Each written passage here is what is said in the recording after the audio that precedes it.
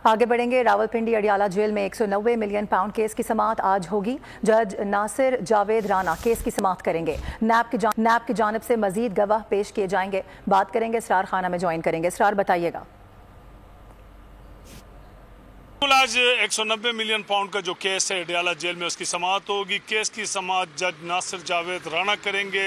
बानी पीटीआई और बुशरा बीबी को अदालत में पेश किया जाएगा और बानी पीटीआई और बुशरा बीबी की तरफ से जो है वो वकील ज़हीर अब्बास चौधरी और उस्मान गुल जो है ना वो कमरे अदालत में पेश होंगे, जबकि नैब की टीम की तरफ से प्रोसिक्यूटर सरदार मुजफ्फर हुसैन अब्बासी जो है वो अदालत में पेश होंगे। इस केस के हवाले से अगर हम बात करें तो अब तक जो है ना 190 मिलियन पाउंड के 35 गवाहान जो है ना वो पेश के बयानात कलम बंद किए गए, जिनमें से 34 में जो है जरा मुकम्मल हो चुकी है और आज हो सकता है कि नैब की जानिब से 190 मिलियन पाउंड में मजीद जो है ना वो गवाह। ठीक है सर, अपडेट करने के लिए आपका बेहद शुक्रिया।